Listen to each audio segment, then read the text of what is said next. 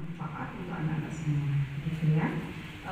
Baik, untuk memohon rahmat dan ridho dari Allah Subhanahu Wa Taala, marilah kita buka acara ini dengan bersama-sama mengucap lafaz basmalah. Bismillahirrahmanirrahim. Pagi hari ini kita dapat hadir di sini untuk sama-sama menyimak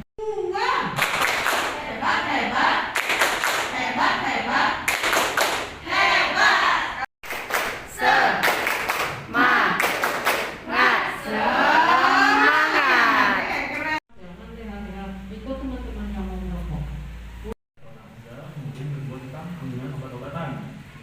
Nah, narkoba itu bisa ganja, kalau sintetis bisa contohnya heroin, semi sintetis contohnya seperti LSD. Ini yang dapat mempengaruhi emosi, perubahan aktivitas, dan juga bagaimana orang tersebut yang menggunakan itu bisa berubah dalam melakukan aktivitasnya.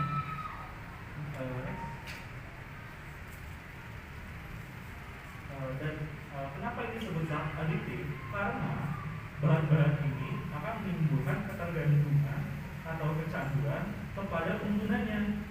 Karena pengguna ini saat menggunakan obat-obatan tersebut, misalkan orang tersebut menggunakan ganja itu berarti dia masuk ke golongan depresan.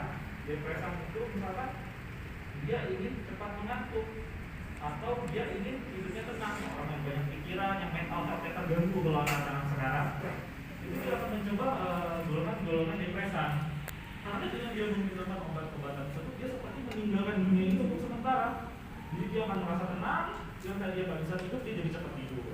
Atau misalkan orang-orang yang terlalu banyak masalah sampai terlampau sedih, sampai lemas, nggak tahu mau ngapain, atau orang-orang yang butuh sesuatu untuk menyemangati dia dalam melakukan aktivitasnya, dia akan cenderung menggunakan golongan-golongan stimulan.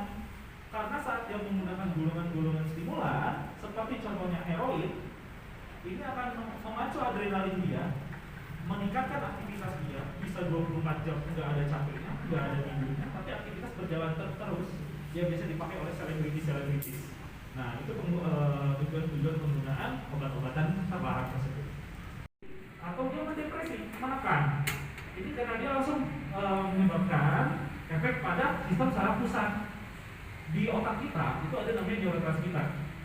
Saat neurotransmitter tersebut meningkat, yang ditingkatkan oleh golongan stimulan, kita akan beraktivitas secara lebih banyak karena otak kita beraktivitas lebih tinggi. Berbeda dengan keadaannya di mana kita menggunakan golongan-golongan depresan seperti morfin, dia akan memblokade semua neurotransmitter ini. Jadi kita akan lebih tenang, pikiran kita akan lebih stabil, kemudian gelombang listrik di otak kita juga akan lebih datar. Jadi akan yang dari tadi gelombang theta menjadi gelombang beta, kemudian jadi gelombang alfa. Dia akan lebih enak untuk tidur karena di golongan depresan.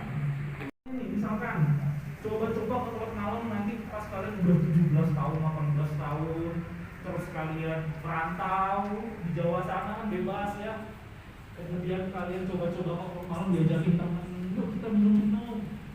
Tahu-tahu ada yang nawarin obat, kalian nggak tahu itu apa, overdosis dan meninggal dunia. Efek-efek stimulan, dada berdebar, kita semangat, jadi aktivitas terus aja kenceng. Dada berdebar, dengan rasa gelisahnya hilang, bicaranya mulai lambat, menurunnya koordinasi, nafsu makan meningkat, denyut jantung dan frekuensi nafas menurun. Nah, ini adalah efek paling jelek dari golongan depresan. Bisa karena pada dasarnya, seperti saya bilang, morfin kan golongan depresan. Obat-obatan depresan ini harusnya digunakan pada orang-orang di ICU. Karena orang-orang di ICU itu akan ditekan pernapasan untuk ujian nasional. Tapi kalau misalkan dia kelas 7, kelas 8, kalau nggak ekskul, ya nggak ngapa-ngapain kan? Jarang kalau ada atau obat-obatan dari herbal yang sudah diakui secara medis dan digunakan untuk praktik klinis, diagnostik, ataupun untuk gunakan obat dengan benar, simpan obat dengan benar, dan buang obat dengan benar. Gimana sih cara dapatkan obat dengan benar? Gimana? Dokter, ke dokter. Gak harus ke rumah sakit, puskesmas juga bisa dong. Ya lu? Bisa ke dokter, tapi mungkin obat-obatnya nggak selengkap dengan golongan besar. Ini ada dua.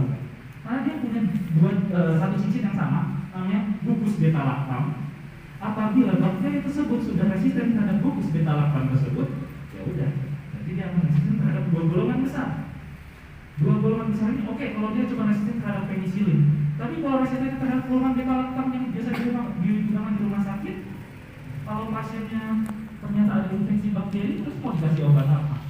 Berarti bakal obat-obatan yang lebih keras, yang lebih susah ditemuinya, yang bisa digunakan oleh pasien-pasien di ICU.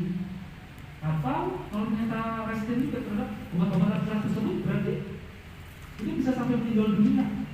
Dan ada laporan kasusnya karena penggunaan obat-obatan antibiotik tanpa aturan. Itu banyak.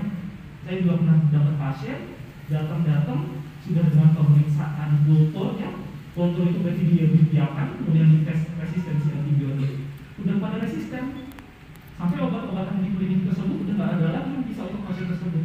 Itu pasien udah harus masuk rumah sakit. Gitu.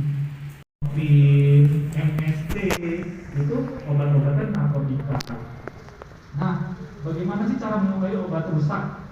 Obat rusak itu terkait dengan perubahan warna, bentuk, rupa, dan rasa. Dan juga kita bisa lihat adanya expired date-nya. Kalau kalian misalkan minumnya obat sirup, nanti ada expired date-nya di botol. Kalau misalkan kalian minum obat sirup berupa tablet, nanti kalian akan lihat di lempengan itu akan ada expired date-nya. Gitu.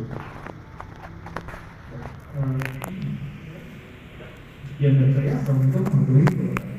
Waalaikumsalam warahmatullahi wabarakatuh. Selanjutnya perjalanan. Ya anak-anak berdiri dari tempat sampai kita bosan.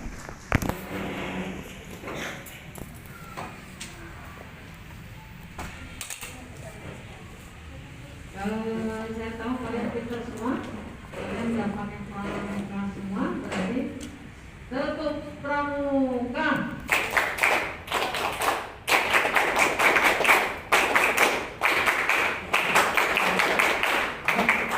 Terima kasih. Selanjutnya yaitu materi tentang gizi yang akan disampaikan oleh Ibu Nova. Silakan.